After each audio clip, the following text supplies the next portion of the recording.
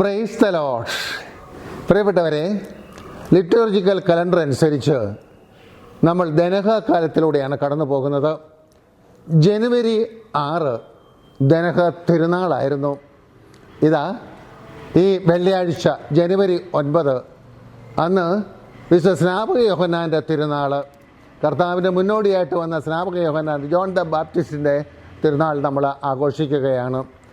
വിശുദ്ധ ലൂക്കായുടെ സുവിശേഷം 7-ാം അധ്യായം 28-ാമത്തെ തിരുവചനത്തിലും മത്തായിയുടെ സുവിശേഷം 11-ാം അധ്യായം 11-ാമത്തെ വചനത്തിലും എടുത്തു പറയുന്ന ഒരു തിരുവചനം ഇതാണ്: സ്ത്രീകളിൽ നിന്ന് ജനിച്ചവരിൽ യോഹന്നാനേക്കാൾ വലിയവനില്ല, എങ്കിലും ദൈവരാജ്യത്തിലെ ഏറ്റവും ചെറിയവൻ അവനേക്കാൾ വലിയവനാണ്. ദൈവരാജ്യത്തെക്കുറിച്ചുള്ള ഒരു വെളിപ്പെടുത്തലാണ്. ലോകരാജ്യമുണ്ട്, ദൈവരാജ്യമുണ്ട്. ദൈവരാജ്യത്തെ ലക്ഷ്യമാക്കി ജീവിക്കുവാനായിട്ട് ഈ തിരുനാൾ നമ്മെ അനുസ്മരിപ്പിക്കുകയാണ്. വിശുദ്ധ യോഹന്നാൻ മാംദാനെക്കുറിച്ച് ചിന്തിക്കുമ്പോൾ എൻ്റെ മനസ്സിലേക്ക് കടന്നു വരുന്ന ഒരു ആത്മീയ ചിന്ത ഇതാണ്: അമ്മയുടെ ഉദരത്തിൽ വെച്ച് തന്നെ പരിശുദ്ധാത്മാവിൽ നിറയുവാനായിട്ടുള്ള പ്രത്യേക വരം ലഭിച്ച വ്യക്തിയാണ്. ആ അഭിഷേകം പരിശുദ്ധ അമ്മയിലൂടെയാണ്. പരിശുദ്ധ അമ്മയുടെ അഭിവാദന സ്വരം ശ്രവിച്ചപ്പോഴാണ് എലിസബത്തിൻ്റെ ഉദരത്തിലെ ശിശുവായ യോഹന്നാനും പരിശുദ്ധാത്മാവിൽ നിറയുന്നത്.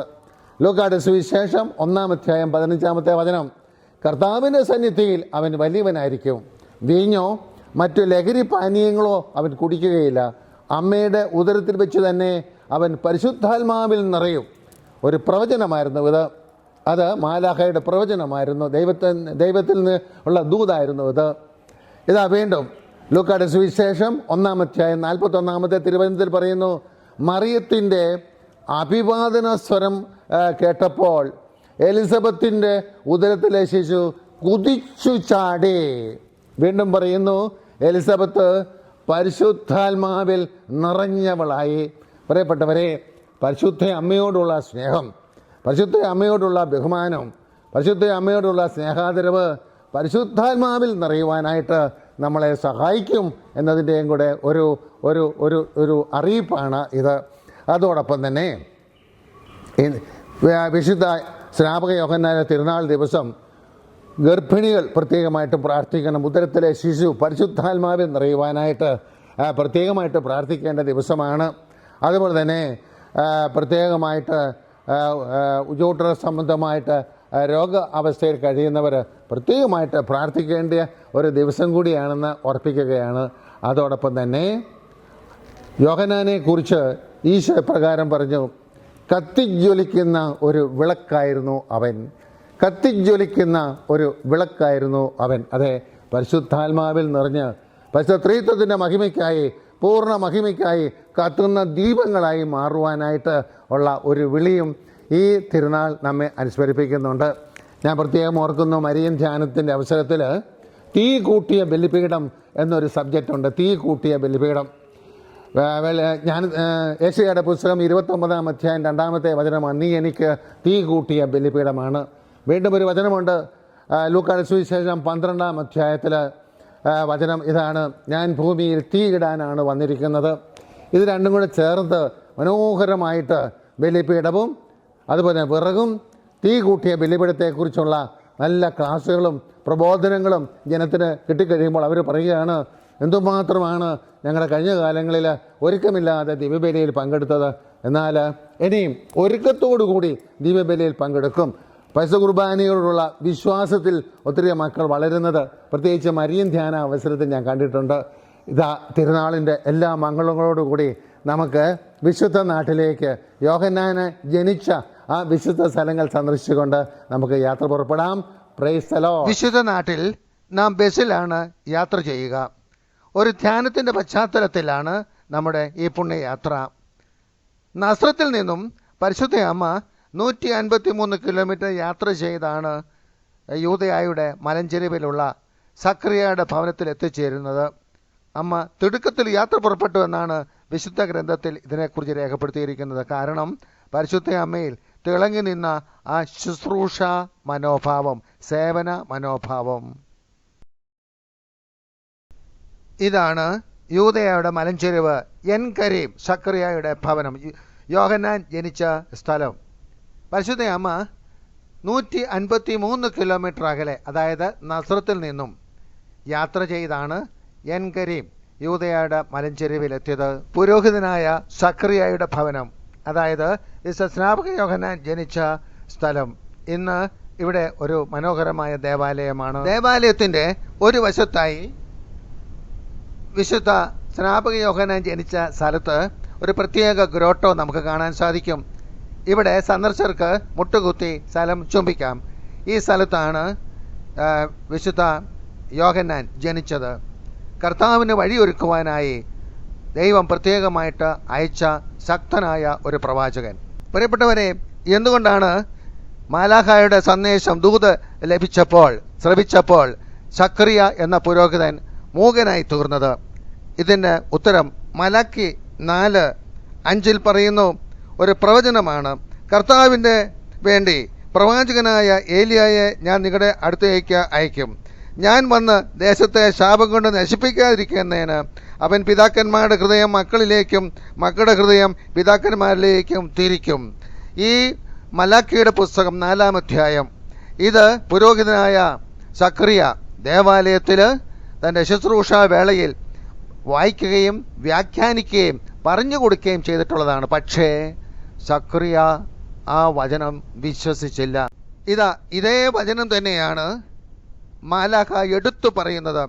ലൂക്കായുടെ സുവിശേഷം 1:17, പിതാക്കന്മാരുടെ ഹൃദയങ്ങളെ മക്കളിലേക്കും അനുസരണമില്ലാത്തവരെ നീതിമാന്മാരുടെ വിവേകത്തിലേക്കും തിരിച്ചുവിടാനും സജ്ജീകൃതമായ ഒരു ജനത്തെ കർത്താവിന് വേണ്ടി ഒരുക്കുവാനും ഏലിയായുടെ ചൈതന്യത്തോടും ശക്തിയോടും കൂടി അവൻ കർത്താവിൻ്റെ മുമ്പേ പോകും. സക്കറിയ ദൂതനോട് ചോദിച്ചു, ഞാൻ ഇതെങ്ങനെ തിരിച്ചറിയും? പ്രിയപ്പെട്ടവരെ, ഈ വചനം മലാഖി 4-ാം അധ്യായം വായിക്കുകയും പ്രസംഗിക്കുകയും ചെയ്ത സക്കറിയ വചനം വിശ്വസിച്ചില്ല. വചനം വിശ്വസിക്കായിക മൂലം അവൻ മൂകനായി തീർന്നു. പ്രിയപ്പെട്ടവരെ, ദൈവത്തിൻ്റെ വചനം അത് നാം വിശ്വസിക്കണം എന്നുള്ള ഒരു സന്ദേശവും കൂടി ഈ സംഭവം നമ്മെ അനുസ്മരിപ്പിക്കുന്നുണ്ട്. ദൈവത്തിൻ്റെ വചനം കണ്ണും പൂട്ടി നാം വിശ്വസിക്കണം. സ്നാപക യോഹന്നാൻ ജനിച്ച സ്ഥലം, ആ വിശുദ്ധമായ ഗ്രോട്ടോ ഒരിക്കൽ കൂടി കണ്ട് നമുക്ക് മടങ്ങാം.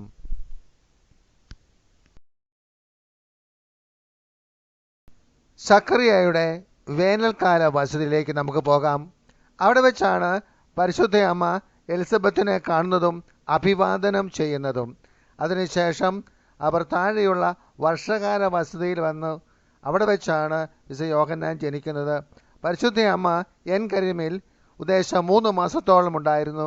വിശുദ്ധ യോഹന്നാൻ ജനിക്കുമ്പോൾ പരിശുദ്ധ അമ്മ അവിടെ ഉണ്ടായിരുന്നു. എന്തൊരു ഭാഗ്യപ്പെട്ട ദിനങ്ങൾ, സമയങ്ങൾ. വിസിറ്റേഷൻ ചർച്ച് 153 കിലോമീറ്റർ യാത്ര ചെയ്ത് പരിശുദ്ധ അമ്മ എത്തിച്ചേർന്ന സ്ഥലം.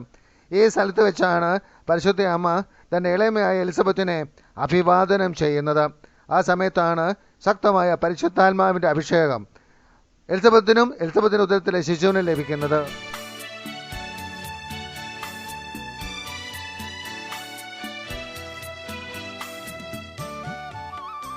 പ്രിയപ്പെട്ടവരെ, ഞാനിപ്പോൾ നിൽക്കുന്നത് വിശുദ്ധ നാട്ടിൽ യോഹന്നാൻ മാംദാന ജനിച്ച സ്ഥലത്താണ്. ആ പള്ളിയിലാണ്. സക്കറിയായ്ക്ക് 2 ഭവനങ്ങളുണ്ടായിരുന്നു. ഒന്ന് വേനൽക്കാല വസതിയും ഒന്ന് വർഷകാല വസതിയും. ഇപ്രാവശ്യം എൻ്റെ കൂടെ വിശുദ്ധ നാട് യാത്രയ്ക്ക് വന്ന ടീമിലെ ആളാണ് ലില്ലിക്ക് ഒരു പ്രത്യേകതയുണ്ടായിരുന്നു. മാംസം കഴിക്കത്തില്ല. പ്രത്യേകിച്ച് കോഴി മാംസം കഴിക്കുമ്പോൾ ശരീരത്തിന് അലർജിയും അസ്വസ്ഥതയുമുണ്ട്. അത് യാത്രാമധ്യേ ഞങ്ങൾ പ്രാർത്ഥിച്ചു.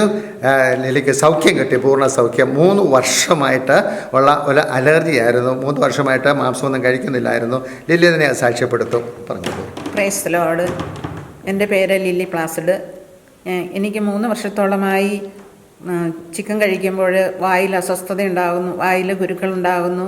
അതുപോലെ എൻ്റെ വയറിന് അസ്വസ്ഥത, അങ്ങനെയുള്ള എല്ലാ കാര്യങ്ങളിലും എനിക്ക് വളരെ ബുദ്ധിമുട്ടാണ്. അത് ഒരാഴ്ച വരെ നീണ്ടു നിൽക്കുമായിരുന്നു.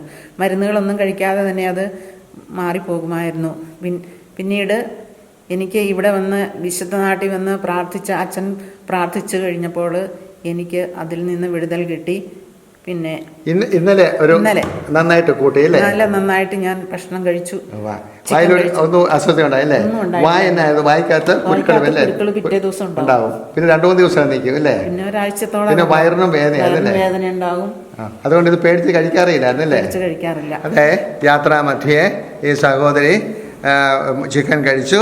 പരിപൂർണ സൗഖ്യം ദൈവം കൊടുത്തു. കർത്താവ് ഇന്നും ജീവിക്കുന്നവനാണെന്ന് സാക്ഷ്യപ്പെടുത്തുന്നു. Praise the Lord.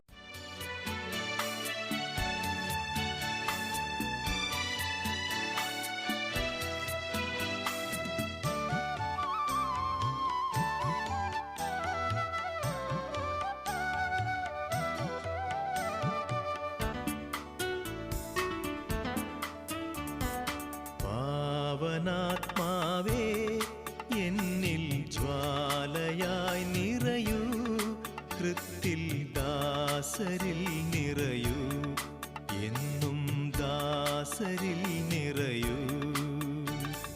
പാവനാത്മാവേ എന്നിൽ ജ്വാലയായി നിറയൂ, കൃത്തിൽ ദാസരിൽ നിറയൂ, എന്നും ദാസരിൽ നിറയൂ.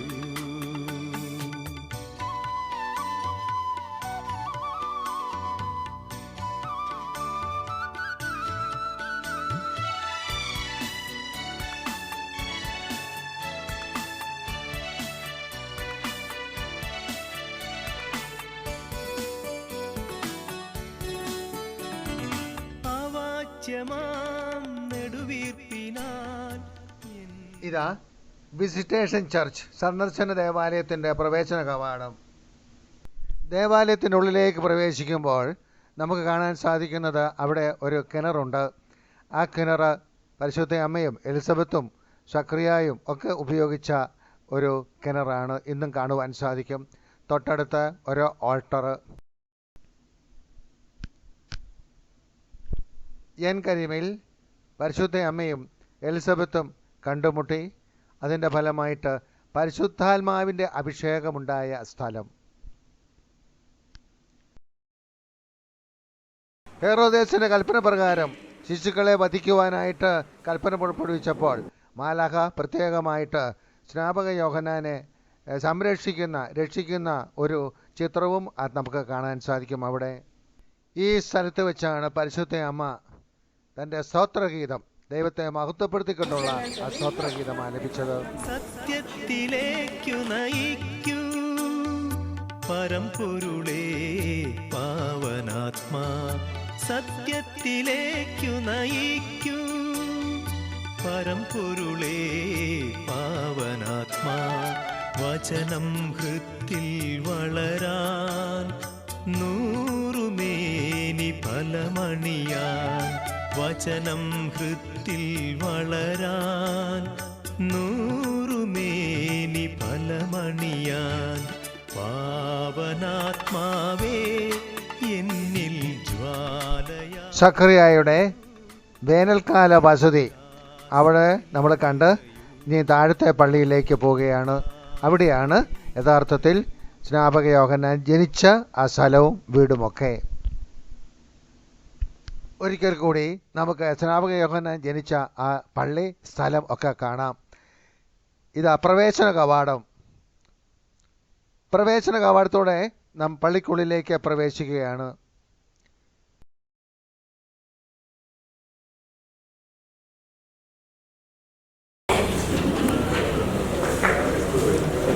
ഇതാണ് സ്നാപക യോഹന്നാൻ ജനിച്ച ആ സ്ഥലത്തെ ഗ്രോട്ടോ.